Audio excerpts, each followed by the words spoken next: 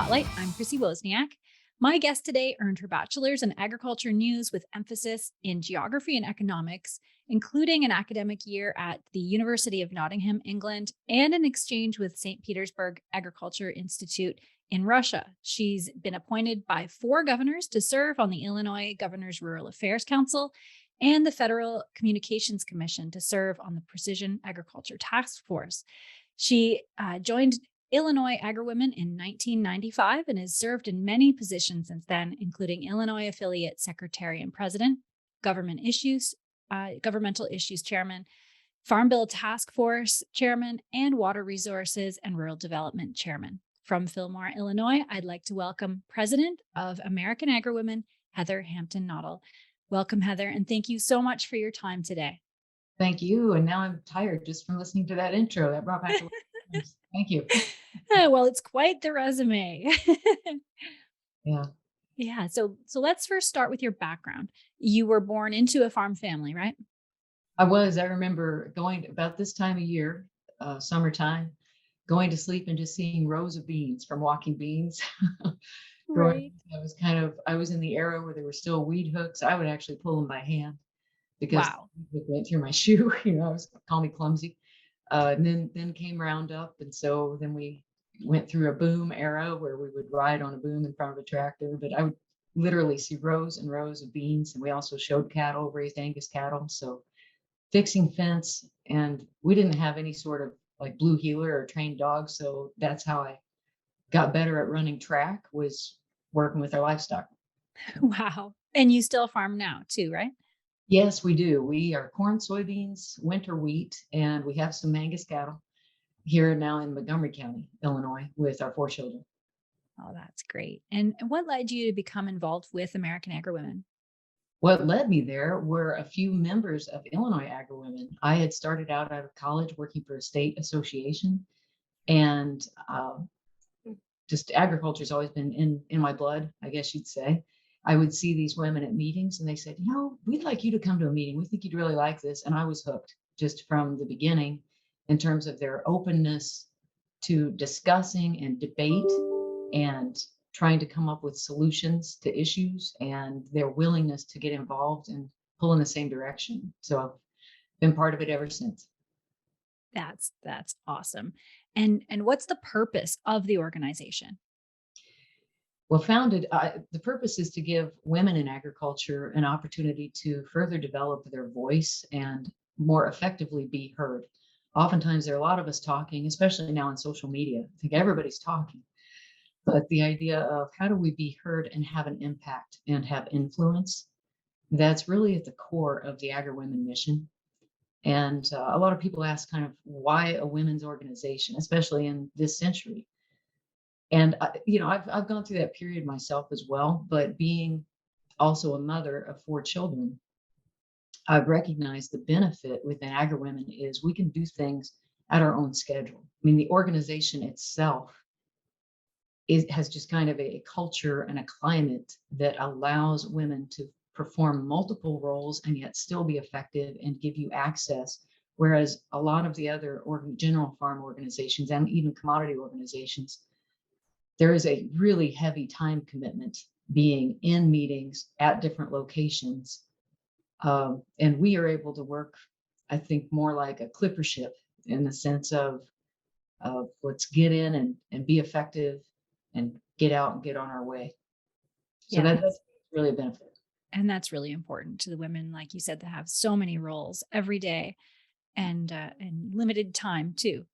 Right. Yeah, I keep checking and there's still only 24 hours in the day. It's so silly. We could get so much more done if there were a few more or more sleep.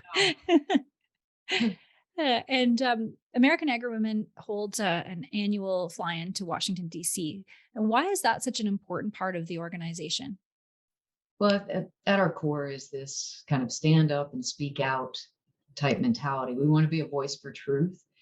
So providing that opportunity for our members, and by the way, our members are also men too. We have, it's not that we're closed off and you can only be female to join the organization. that we're probably the original gender neutral organization in that sense. Right. I joke with them, like, I'm always like, come on, guys, let's go. And it's not, it just is what it is. We're just people who want to get things done. But Mhm. our annual fly-in is that way to bring people into representative government and allow them that opportunity to not only schedule the legislative visits, but equip them with good information, policy, background. And the wonderful part that we're not commodity specific or region or state specific is that we learn so much from each other. I've been able to talk about forestry management issues, for example, with the White House Council on Environmental Quality because of my conversations and direct personal engagement with women in timber from Idaho and Oregon and South Dakota over the years. So we find that fly-in is such a great opportunity, not only to have the Hill visits, but we also have a really good regulatory lineup, in particular, usually with EPA and USDA, oftentimes also with Department of Interior to talk about land use issues. And we typically have an embassy visit, although this year we were not able to schedule that due to, but still the whole COVID era Right. has been influencing a lot of the ability to book meetings and where we can go. Right. And how did it go overall this year? I thought exceptionally well. Our Yeah. fly-in chairman is Ruth Jensen. She's the president of Florida Mhm. Agri-Women, actually living in Tennessee at the moment. But Ruth just defied all odds and worked with agency officials to schedule. We had incredible in-person visits with EPA and also USDA. We also were able to host our symposium on energy in the USDA press room. And again, I think a lot of people have already adjusted to, we have many more open doors right now, but the planning for this began a year ago. And even it was only the end of April that in Washington, D.C., you could start to get some more cabs and rides. It was a completely different environment than what it's been prior to 2020. Yeah, for sure. And I was listening to Trent Luce's podcast a few weeks ago, and one of your members, Kim Bremer, she was on the show and she was talking about fly-in. She mentioned that this one was different than years past because it was harder to walk freely, around the Capitol, and it was less friendly than she'd ever experienced before. So was that your experience? As you said, the pandemic has made a big impact, but also political division has really kind of left a scar on the nation's capital. So is there hope of recovery from all of this? I think there's hope as long as people continue to, I mean, average people, those of us who are Mhm. out here, feeding the livestock in the morning, Yeah. where I was before I showered up and tried to look presentable. Um, as long as we continue to ask questions and request those meetings and show up, Yeah. yes, there's hope. But allowing people to, those who are elected, to set the terms of engagement in terms of how and when and if you can even show up, that is concerning. I've so it's kind of embarrassing, but yet maybe it's. I'll just offer some experience here. I remember the pre 9/11 Capitol and Hill visits when you could still walk and drive freely between Longworth and Cannon buildings. You could walk from underground tunnels all the way from the House side underneath through the Capitol to the Senate side. So if the weather were bad or for whatever reason, and you could do that without a staff person accompanying you, right? So I come from that Wow, that's type of amazing. memory. Yeah, and you could Mhm. appreciate the congressional art contest. Oh, I missed that because now maybe if you're a staff person, you might get to see that in the tunnel. But now this year, Kim is correct. We had several members. We actually had a member of Congress wanting to take members into the House gallery, and they were told they had to leave. Wow. So U.S. citizens not being able to stand in their own House of Representatives gallery, I think that is what several of our members there at the fly-in experienced, and that was off-putting to Mhm. them. Um, So, like I say, I think there's a way to do it peacefully. There's a way to do it persuasively, but we have to continue to say, look, this is representative government and it works when people show up, and continue to try to seek conversations about meaningful topics where we are being impacted, and we need good policy that takes that into account. So, Yeah, that's yeah, there are differences. I mean, now House and Senate side, it was just more, but even getting Senate staff to understand how do you guide somebody in the building, because there's just a different culture in those buildings, and you have to understand, some of them aren't used to, I've got to walk down and meet you at the entrance. I'm usually making you wait for 10 to 20 minutes at my door. right. So that really does influence how the conversation can take place. Yeah, those are really great points, and I'm glad that there's hope. I'm glad that you're feeling hope, and your feet are on the ground there, and that's really encouraging. And how do you know that you've had an impact with what you do there? Is there, anything that's happened since June, or how do you know? Well, we know that our voices, along with others in throughout agriculture and related industries. One example in our supply and trade white paper that we have, or talking points, we had identified the Ocean Reform Shipping Act as one measure to help alleviate or work toward alleviating some of the backlogs at ports. That passed actually, then just within a week and a half, in June, at least passed the House. So you're like that gives you this sense of, yes, some people are listening because we know our members were talking to that point. Right. We also know that our organization has been among those that have brought up concerns about the SEC's climate disclosure rules for publicly traded companies. So what they're trying to require is environmental, social governance, and advanced reporting measures that could have potentially tremendous,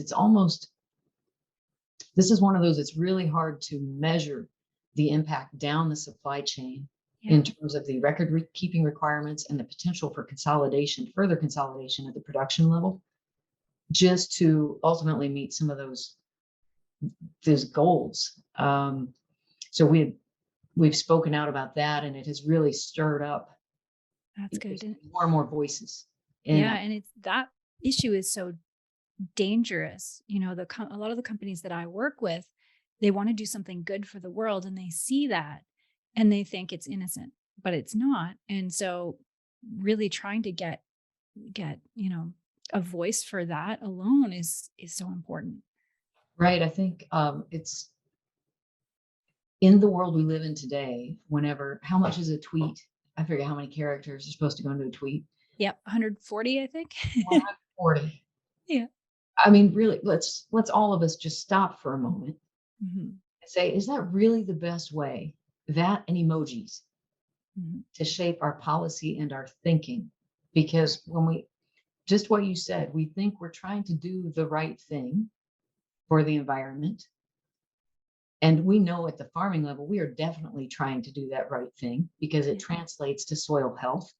It translates to better air quality for our families and our employees. We're living in this. We are in it every day. So, but to put that into a tweet and want everybody to feel good about it, we owe ourselves more than that. We can do better than that. Absolutely. And that's what we're trying to say with these type of disclosures is, even corporate, publicly traded corporations, we understand you have activist investors. We understand you have pressures against you. We understand you need to be showing this public facing commitment to the environment.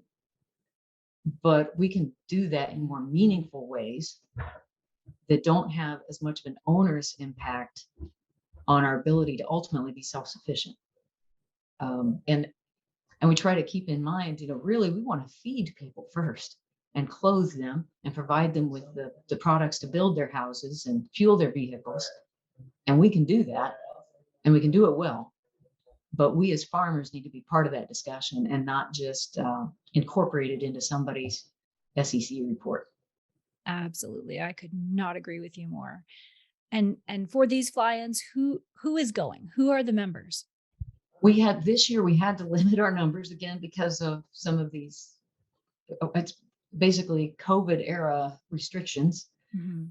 on gathering. So we capped it off. We had really good response rate, and there were lots of people who couldn't get in. But our attendees are Agri-Women members from around the country. So we had at least, I think we had at least 15 states, maybe no, at least 15 states represented this round. Oftentimes it may be an affiliate president, it may be their legislative director or volunteer kind of issues action. We just have rank and file farmers who say, I know I need to be there. I'm a member of Agri-Women and I'm going to sign up for this and have my voice heard. Right. So it really is that range. We have women in agribusiness. So one of my friends, she's an engineer, combine engineer Wow. with John Deere. And this year she wasn't able to make it, but she's one of our members as well. It just that cross section. I mean, picture it. It's you, right? It's I want to be there. I want to hear what's going on firsthand. I want to be able to ask questions and ultimately have an impact by telling my story. Right. And the food supply should be everyone's top priority. We think so. It's been really the last 3 years. I think one of the best things that happened, thinking about a member of the Senate and one of the staff people there, she's just a lovely person. Have worked with her on telecom issues over time, like broadband. I Mhm. say telecommunications, so think broadband for rural America. That's Yeah. pretty key for me for 20 years. Um, but the fact that she tried to grow her own tomato plant is one of the best things that's happened for U.S. agriculture Yeah. because she realized even when she bought the plant, I don't think she even started it from a seed. I can't remember. I need to ask her that. But the idea that it took months for the plant, even for her 2 months, just to get the plant to an adult stage, right? Maturity. And then when she had one tomato, and Right. maybe seven tomatoes, and then she's realizing, wait, but I want to eat other things than just tomatoes. That in itself, the fact that more people realized we don't live in Star Trek yet, where everything is 3D printed and I'm just going to simulate lasagna and boom, there it is. Yeah. Well, that'd be great. I don't know. But still, you'd have to have the inputs grown to be able to run that 3D. You still have to have basic inputs Yeah. in there to be able to create that. That's Uh, it. so it Yeah. was one, That's it. right? Yeah, yeah, that's such a great point too. I'm a gardener, and I always have been since I was a kid. And back home in Canada, I could garden. I was so confident. I moved down here to Florida. Oh my goodness, different climate, different soil, different sunshine is different. Everything's different, and I killed so many plants, and it really helped me stop to think, okay, wow, in North America, we have so many different climates, so Yeah, many different places where things don't even want to grow. Like right right. now in July and August, food doesn't want to grow here. Well, and that's the irony. Okay. So sharing a story. All right. So Illinois Agri-Women, I think about the time I was president, I don't know. It's been a long journey. But we've up until the last few years, we've always had this Illinois Agricultural Legislative Roundtable. It's a wonderful, wonderful platform where at least 2 times a year we would get together. All the ag group, maybe 80 or so, were invited. We'd get together and talk about what are our priorities as Illinois agriculture, what can we agree on, where's our common ground. Okay, wonderful process. We've lost that in the last several years. However, one year, one of the members from the either House or Senate state staff was there. And this was in my younger, I try to be more diplomatic now, but I'm just going to share it. I'd made a comment in front of the full group. I'm like, yeah, so now the state passes this. Look, every school district must purchase 10% or some mandated amount of their foods from local sources. And I said, realistically, what does that look like in Illinois? Because school is in session from September 1 or mid-August, maybe, depends on the school district, basically September 1 to May 31. And all fresh fruits and vegetables are July and August in Illinois. Right. Like, what have we done? Yeah, we have beef and we have pork, but are we talking about soybean oil so they can fry stuff? Like really, let's think about what we're doing. And I share that because I came out pretty harsh because then one of that staff member was like, I wrote that bill. I'm like, well, I guess we're talking to Well, the right. let's talk. Let's have Yeah. a conversation about, I know you can have dairy products and we got a lot of dairy. That's great. But think it through. Yeah. And it's not, a lot of people say, do something, do something. Yeah. Well, no, that doesn't mean do anything. Yeah. And I we, mean, and- sit down and learn and educate. And yeah. yeah, for sure. And that all brings us to what's happening tomorrow. The American Agri-Women is hosting the Global Food and Energy Conversation tomorrow. So tell me about that.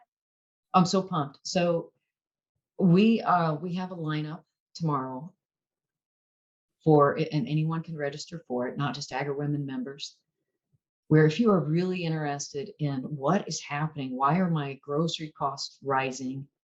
My restaurant costs are a different issue. Take labor, number one, right there. Okay. And labor is a huge increasing the minimum wage across the board for everybody. That's an inflation factor. I mean, we could talk about fiscal policy in another conversation, but tomorrow people will have a chance to learn more about how global food flows really work. And I think it's really key. Again, going back to this, well, we need to source everything local or within a watershed. Well, think about what watershed you're in before you say that. Right. Think about what local area you have. Understand your climate, understand your soils, understand your capacity.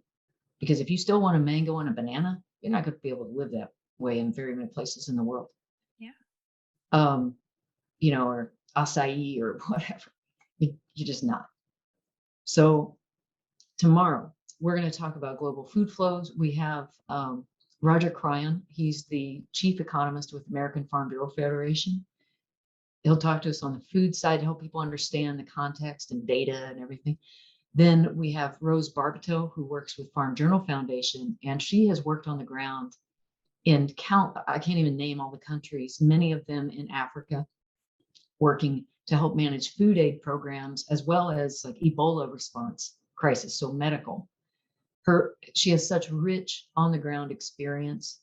And now her more recent work is in the policy arena, looking at how we can upgrade our agricultural research for food production and environmental benefits, and how we can benefit people at home as well as in developing countries to help them be more self-sufficient, which ultimately leads to more peace.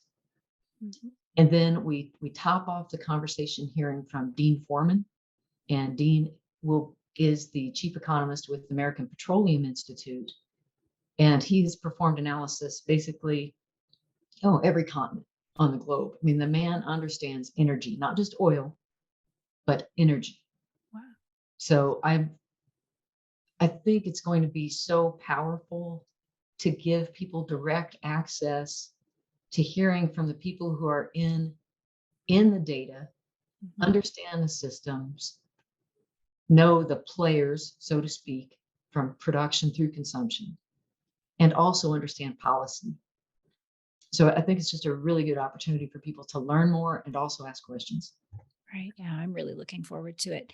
And like you said, with all of these issues that are happening right now, this market volatility, increasing food and input prices, food shortages here and also around the world, civil unrest, the supply chain, it's affecting the ability to produce and distribute food. So as the moderator of tomorrow's discussion, what questions are you going to be seeking answers and insight on?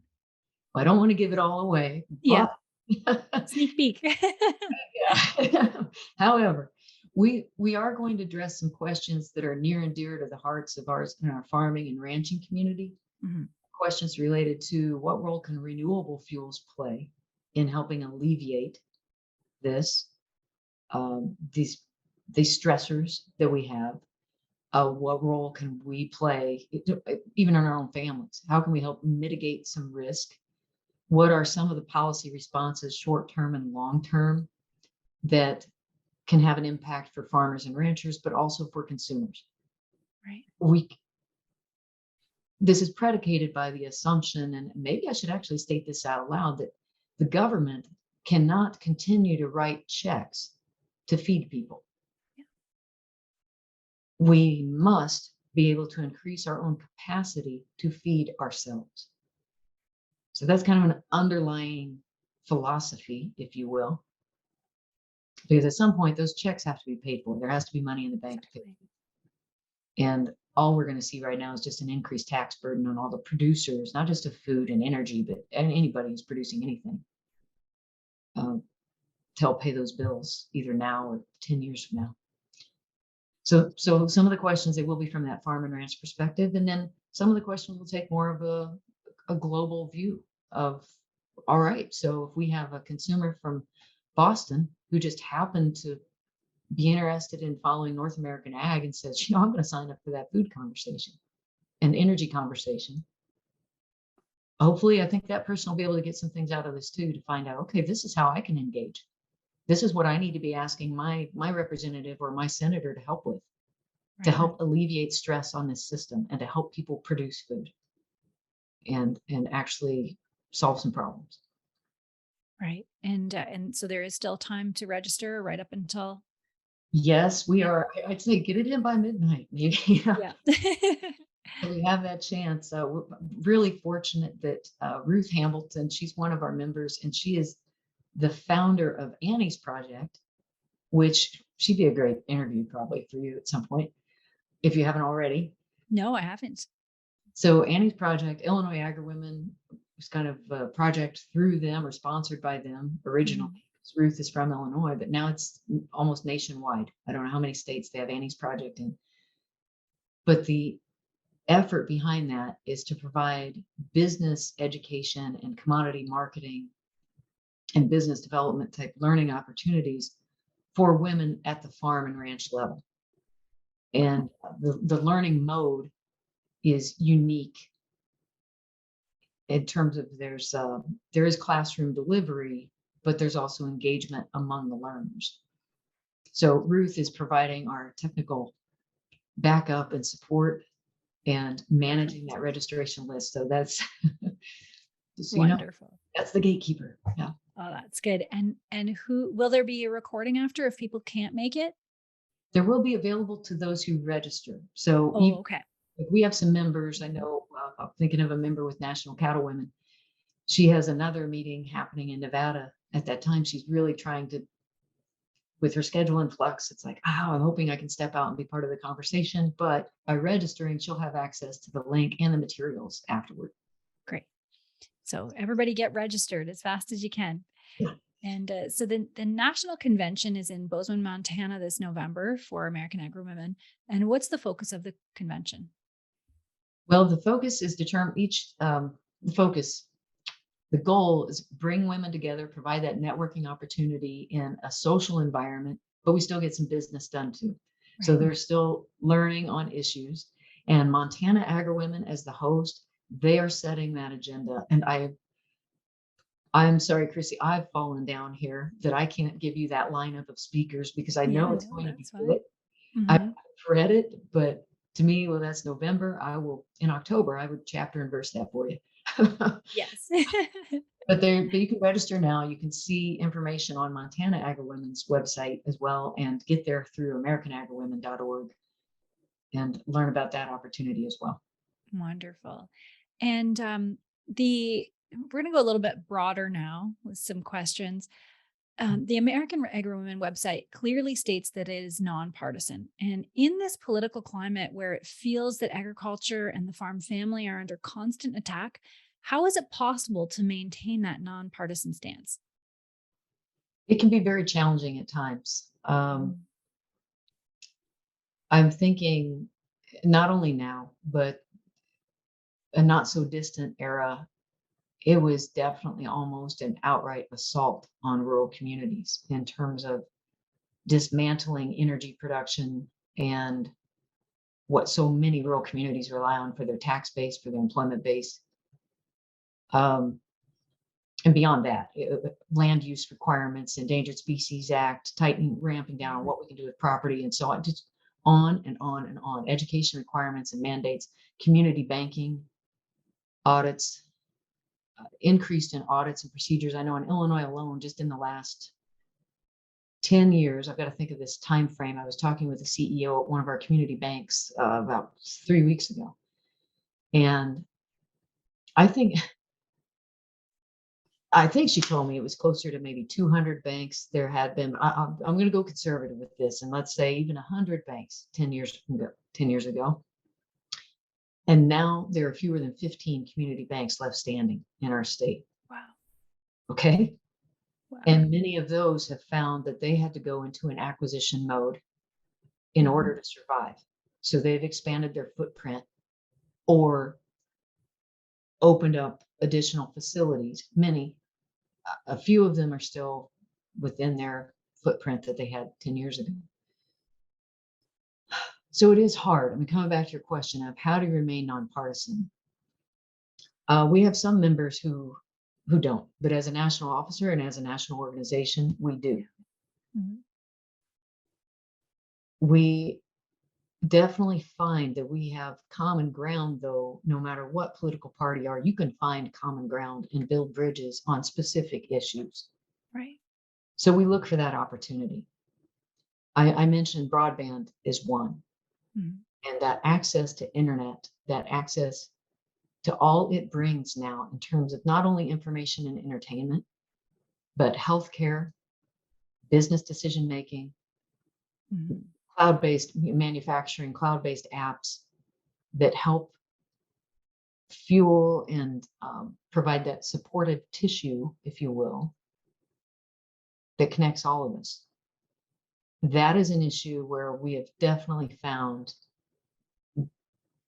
bipartisan support over time. And in fact, I mean, that's one issue where we could say actually one party is much more favorable to those conversations Right. than another over time. Again, I've been working that for 20 years. This isn't just a wake up call for me in the last 3.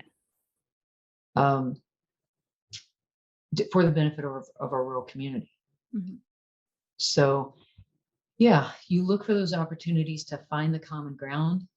You meet on that common ground, and then try to have conversations about some other topics to try to, and some people use the verb educate, but at least make them aware, share that story of this is how this issue, example, estate tax. Okay. This is how this impacts us. This is what it means in reality. Okay. The emission requirements and the requirement of DEF, diesel exhaust fluid. This is what that translates to at the farm level. And we ask questions like, so is anybody now measuring, since we've introduced that requirement, can we really measure how much fewer emissions are going into the atmosphere since that's been introduced? Have we done any cost benefit on that lately? Right. And I ask that because I don't know the answer to that. Mm-hmm. That'd be a good question to find out. Okay, we made the policy measure. You've had a lot of industry transition. Right now, it's becoming even more of an issue because of our supply chain issues. Mm-hmm. So are we really winning with that particular policy decision? So yeah, being nonpartisan can really be challenging, especially when you feel like you're constantly threatened. Mm-hmm. And it's very easy to get into a defensive position. But that's why we are trying, actually, we've just had a board meeting recently where we have a leadership team that has developed a leadership program where we've offered leadership things over time to our members, but we really want to dig deeper and then provide more broader benefit to our membership to develop leadership skills that allow us to be heard more effectively, to find your way into those conversations and realize that it's not just about us talking at somebody. It is a conversation. It's listening, it's learning, it's getting to a better outcome. And realizing that being defensive and coming out with the fight or flight, I kind of joke with my family. I don't think I have flight in me. I don't know. I haven't really experienced that. I might duck or demur, but I haven't really experienced flight yet. But instead of coming out with, teeth bared and talons ready and claws ready, we need to approach things more from a standpoint of let's keep focused on what our desired outcome is. And if we can help move our minds beyond survival, I mean, yes, clearly it is survival. But what are some of the specific things? I think that helps us be better leaders. That helps us say, I can deal with this. I can kind of compartmentalize it in a way, or deal with things in bite-sized chunks, and we will make progress. But otherwise, it all comes back to that. If people want to become more partisan or more parochial, they want to rally around one tweet instead of realizing we are the sentient, complex thinking beings we are, Yeah. and we've got to tap into that to actually get better. Right. Yeah. And that's excellent advice just for us as individuals every day, just existing in this all this division that we're experiencing. That's great advice. Just find something you agree on and open up the conversation. That's what I try to do every day here on North American Ag, right? So Thank you for that chance to even say that. It's like, yeah. now I need to take what I just said. I'm going to watch the interview and I'm going to give it Yeah. to be like, here. That's what we've been trying to do. Yeah. Yeah. That's amazing. And I've recently joined American Agri-Women, the Florida chapter. So I'm very happy. But I'll kind of go through some of my thought process. I've never joined a woman only or woman named organization before. So through my whole life, my career in agriculture, I've always worked in traditionally male dominated field, but I've never felt that I couldn't do something just because I'm female. I can do anything. My parents told me that and I believed them. And I understand that the bigger problem is there's always jerks and they come in both sexes and not just from one side. So I would never want to be given anything I don't deserve or didn't rightfully earn just because of anatomy. Right. So that was a hurdle for me for many years in stopping me from joining. Now I see what you guys are doing, especially this organization, and it is very positive, and you're actually getting some fruit from this. And so why is the you touched on this before, but why is the organization based around women? Um, but it is open to everyone. Well, it started in around 1974. I think we got the formal charter and Mhm. filed articles of incorporation. But it was, women realizing that the structure of organizations at that time, it was kind of surreal, really, because in farming and in agriculture, in my mind, it's the original partnership type business, Right. right? It is really an equal partners. You're out there doing it together. Now, as we've become more specialized, like for example, we're mainly a grain operation, although we do have some cattle. As we become more specialized, then our roles become more specialized. Mhm. But at the time, in 1974, what had happened was, even though they're full partners at home, the organizational structures that took shape were male dominated at the time and kind of relegated women to potlucks and consumer sampling in the grocery stores Mhm. type. Okay, so help with marketing the product, help with being that I cook it, here's how we do it type. And that, gosh, that extended even through the mid 90s. Mhm. So what was happening though is these women were saying, and they had, again, equal partners with their husband. This is not a male bashing organization at all. Mhm. It was just, we think we have something to offer in other arenas. In the policy arena, specifically drove a lot of them to say, I know that X organization is not going to allow a woman on their board. And that, I mean, that's ironic. One of our largest general farm organization in our state, I think they celebrated the first woman board member around 2010 Wow. on the state board. And I'm thinking, why is that a headline? Mhm. Because women have been out here doing this for Yeah. decades. So that, I mean, I share what you said is it's so well put, because I share that same mentality, especially as the mother of three boys. I have three boys and a daughter. So I'm pro-human. Yes. We can do this, and we can do this together, which is the American Agri-Women like motto is we can do this together. Yeah. Um, but I think it provided that opportunity to say, we want you to bring all of you. We want you to bring your skills. We aren't just relegating you to a corner saying you fit in this model and we're just going to plug you in right here. Right.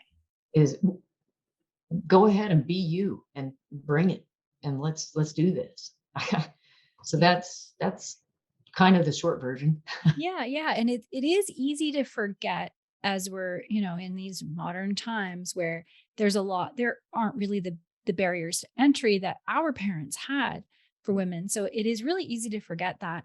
And I think it's um we've kind of forget history, right? And then I think at this time it's actually important to clarify that we are a little bit different. We are different, and it is important for us to support each other. In my move, my sister, my best friends are all back home and I don't have them now, right? So I do miss that you can have a glass of wine with your husband, but he is not going to sit there and listen to you mull over all of the problems in your life. He's just going to say, well, get over it, do something. Right? So we are different, and I think that that's important right now to recognize too. Yeah, and that's where so I say this just within American Agri-Women. I think that's why so many people, they keep coming back. And yeah, you'll still have arguments, Mhm. you still have those things that happen among people, and you have different personalities. And we try to work through that, just like with families and good tight friends. It's like, I'm going to call you out on that, Yeah. but hopefully we're still going to be able to get along at the end of the day. So why I started laughing when you said about sharing the glass of wine. So as you come to some of the American Agri-Women events, I'll try to point you to, okay, there's the group that just likes water and let's go do something. Give me a Diet Coke and I'm good to go. There's Yeah. your chocolate martini group. There's your beer group, right? That's awesome. I'll just mill around. I'll visit all of them. And then we also have, Sunday go to worship, because Yeah. that was another thing that was a founding principle and still is a very strong thread in our organization, is just a deep spiritual belief. That's amazing. Yeah, that we're just, I mean, we can all do a lot. We have a lot to empower. We're very empowered, I guess you'd say, and we can do more to help each other. Um, but at the end of the day, we're not all that. There's something bigger than us. Yeah. And that's pretty cool. But we have members, although it was primarily a Christian organization when it was founded, we have members who are Hindu and Jewish, and we also have atheist members. But yet there's still this kind of just a general agreement. We usually open every meeting with some sort of prayer or um, blessing or seeking that. So I mean, I share that. And I know that's not for everybody, but it's really important. It's for us. Yeah. Yeah, I agree. And what role does faith play in your life? Oh,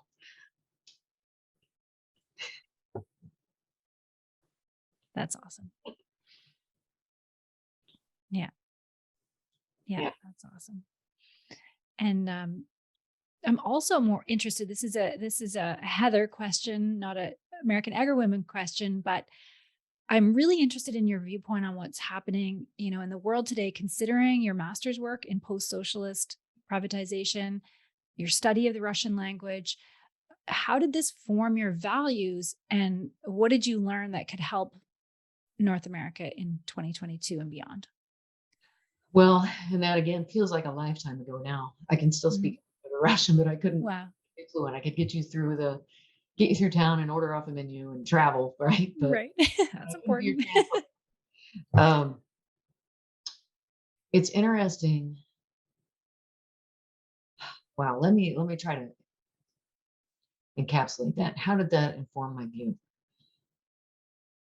What's clear to me as you look at the country of Russia, its formation over time, its long-term history, not just since Soviet, Bolshevik revolution and Soviet occupation, is it historically seems to have required a very strong, dominant leader, Mhm. okay, through the vetch system and also this kind of communal approach over time developed. So I don't want to call it groupthink, but Mhm. and I'm not a PhD in this. I'm just saying these are my own personal observations and kind of the Cliff Notes version, that there's been acceptance of, a very strong dominant point of view. Having been there for just a few months of my lifetime, people are absolutely amazing. I mean, wonderful people. And you can find that in so many places around the globe. I've been really fortunate and able to travel to, uh, almost 36 countries, which is pretty good. Mhm. Um, but the people themselves, have wonderful heart and creativity and like a spirituality that is cool. But from an economics perspective and how this deference to kind of controlled decision making from a policy standpoint, whenever we saw the shift at, say, 1989 to 92, that Gorbachev-Yeltsin era,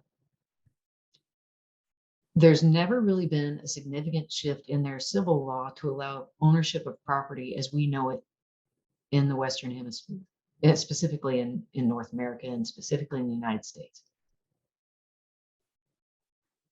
They don't. So what you kind of saw was the collective farms Mhm. and their massive footprints just shifting into maybe a still state-owned, but we're going to give a lease Right. to maybe a corporation or maybe a group of farmers that formed in a cooperative. I mean, it's just a different type of decision making and a different model. And so ownership means a lot in terms of how you maintain things, how you innovate, and the long-term view of things like soil health, as an example. Right. And I guess, and then looking at this specific leader who you could see the signs. If you just followed some of Russia in the last 20 years, 23 years, Putin was only supposed to have, X year term, but somehow managed to keep party control and keep getting elected, and people kind of mysteriously died, or there were any sort of rival just was erased from the map, right? Called into question for their corruption or something like that. Medvedev, you can just, there's a list and there's a Mhm. pattern that tells you the guy has an agenda.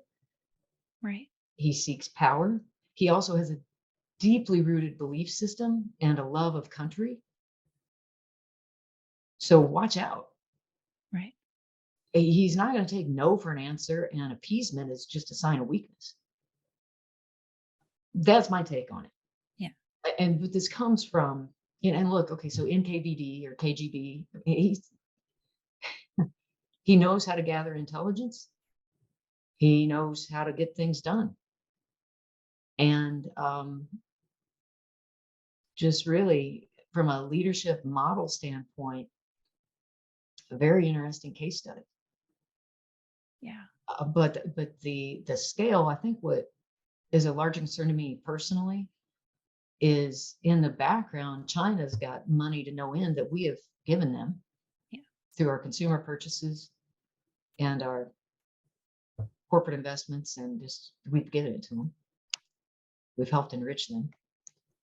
But China's behind the scenes saying, okay, you guys go at it. We'll write some checks and be here to clean up when you're done. Yeah. Yeah. That's a great point. So, Yeah. and the fact I'm deeply concerned by our national debt and the Mhm. structure of its ownership. And our members have been concerned for years about the possibility of, we saw all these national parks and heritage areas being named. Okay, so what assets do we have at the end of the day? If you devalue your currency, Mhm. how are you going to repay this stuff? And we have so many precious minerals and ores and energy locked up in national parks, in whatever they're called, biospheres and heritage areas and things. We're concerned. And that's not something you hear talked about in the open Yeah. that's not mainstream conversation because I guess we were too concerned about having transgender restrooms for at least 6 years. That's all you saw in mass media. Yeah, that's it. And it needs to be part of the conversation now. I'm to blame too. I was so focused on business, before 2 years ago. But really paying attention to history and what's happening led me to leave my country, And from Canada. right? From Canada. Yeah. So I think we have to talk about it now.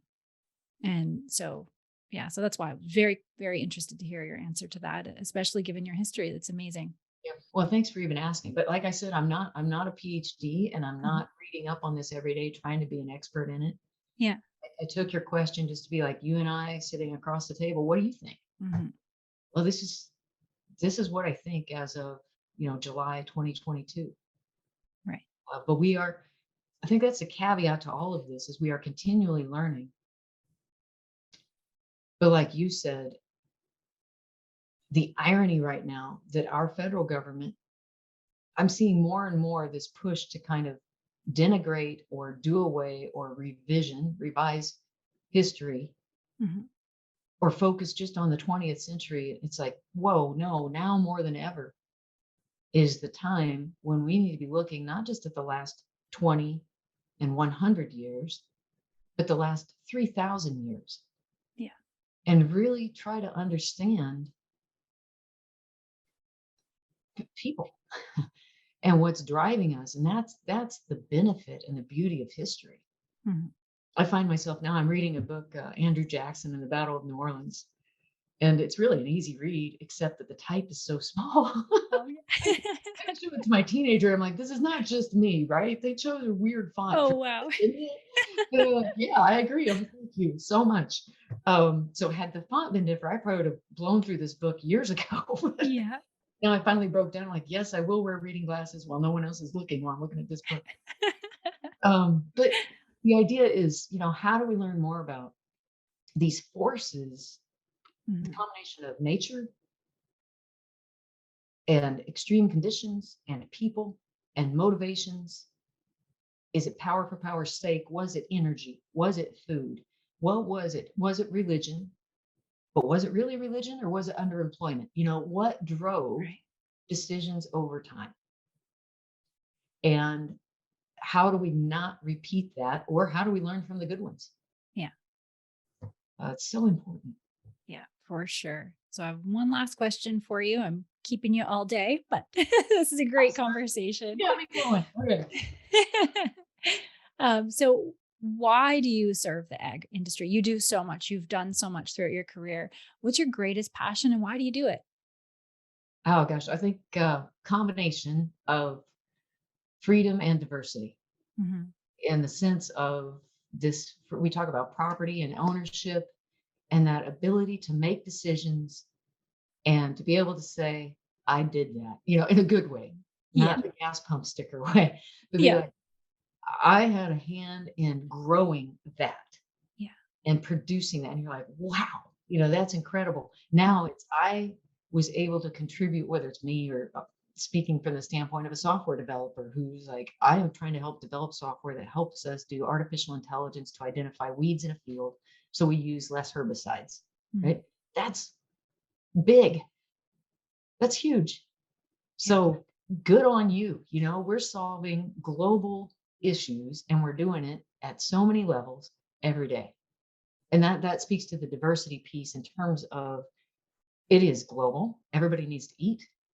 Most of us like to wear clothing, in different degrees, depending where we're at. We like a house to live in. We like fuel for our vehicles, for our lights, for our computers, for the server farms. We have a hand in helping make things happen and doing it well and doing it better than Mhm. we did 10 years ago and 50 years ago.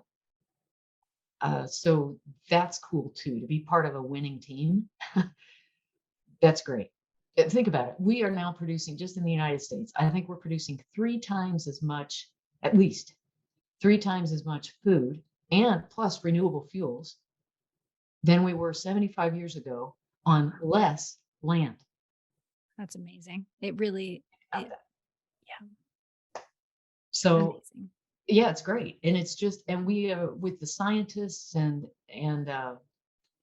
all these great things happening, it's like we are making gains every day. And I think Mhm. that being able to share that good news to somebody who's maybe not in farming and they're just getting bad news thrown at them all the time, I love to be able to be that person, be like, whoa, hey, don't feel so guilty. Yeah, And there is hope and you can be part of it. for sure. That's awesome. So where can people find you? Where can they find American Agri-Women? All right. So AmericanAgriWomen.org, the website Mhm. is probably the most direct point. We also have Facebook and the various like Instagram and Twitter. I think it's women, the number 4 ag. I apologize because I am not on social media very much at all. Yeah.